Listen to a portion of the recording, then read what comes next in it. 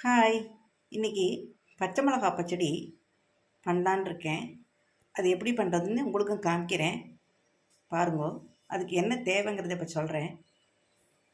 ஒரு 100 கிராம் பச்சை மிளகா எடுத்துட்டுருக்கேன்.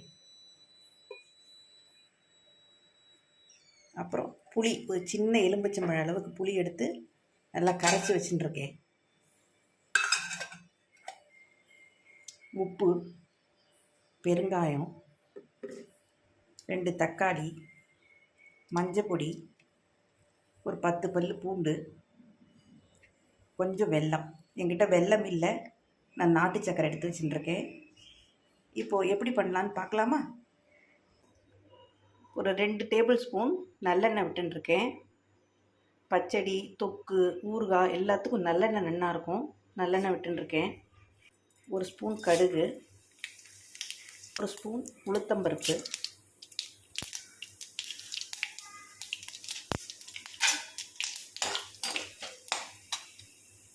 2 வெந்தயம்.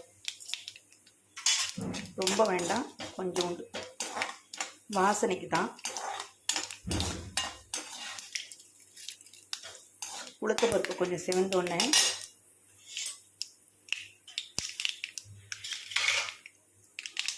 மஞ்சள் பொடி,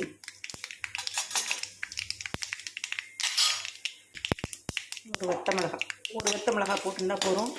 ஏன்னா பச்சை மிளகாய் நிறைய போட போகிறோம், காரமாக இருக்கும். அதனால் ஒரு வத்தல் மிளகாய்,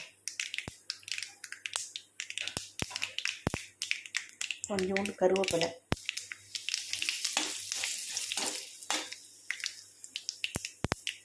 அப்புறம் பூண்டு இப்படி நீட்டாக நறுக்கி வச்சுட்டுருக்கேன். அதை போட்டுருங்க.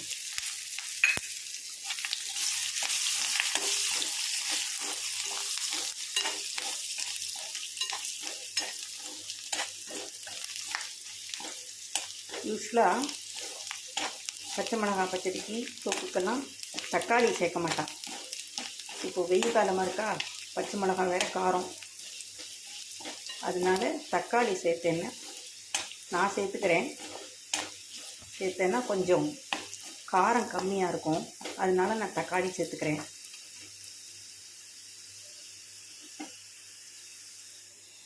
தக்காளி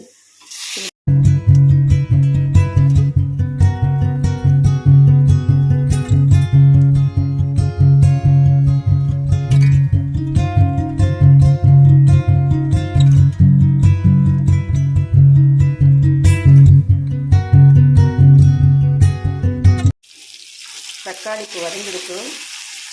இதில் நம்ம நறுக்கி வச்ச பச்சை மிளகாயை போடலாம். பச்சை மிளகாய் நான் இப்படி நீட்டாக நறுக்கியிருக்கேன். நீங்கள் இப்படி நீட்டாக வேண்டாம்னா பொடி பொடியாக கூட நறுக்கிக்கலாம். பாருங்க, இதில் போட்டுட்டேன்.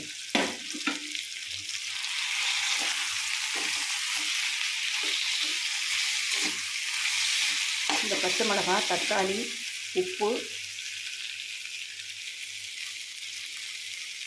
தேவையான உப்பு போட்டுங்கோ. உப்பு எல்லாம் சேர்ந்து கொஞ்ச நேரம் வதங்கட்டும். வதங்கினதுக்கப்புறம் நம்ம புளி தண்ணி விடலாம். வதங்கிற வரைக்கும் ஒரு மூடியை போட்டு மூடி வைக்கலாம். திறந்து பார்க்கலாம். பாருங்க, நல்லா வெந்துடுத்து. பச்சை மிளகாய், தக்காளி, பூண்டு எல்லாம் சேர்ந்து நல்லா வெந்துடுத்து. இந்த ஸ்டேஜில் கரைச்சி வச்ச புளியை விடலாம்.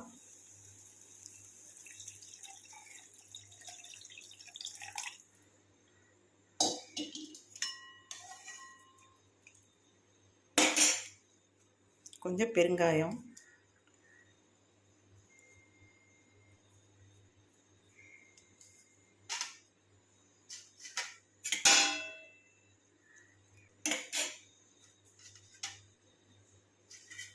இந்த ஸ்டேஜில் வெல்லத்தையும் நான் போட்டுடுறேன்.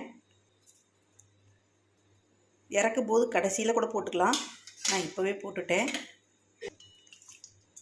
இந்த புளி தண்ணி நல்ல புளி வாசனை போய் இன்னும் கொஞ்சம் குறுகி வரட்டும். அது வரைக்கும் நம்ம மூடி வைக்கலாம். இப்போ திறந்து பார்க்கலாம் ஆயிடுத்தான்னு. ஆஹா, சூப்பராக ஆயிடுத்து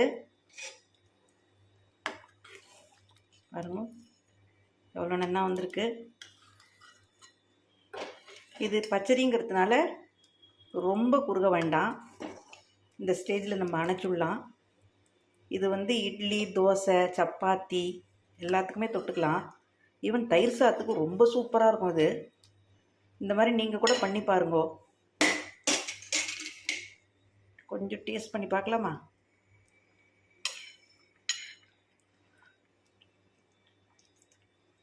அருமையாக இருக்குது. நீங்களும் இதை பண்ணி பாருங்கோ. தேங்க்யூ. என்ஜாய்.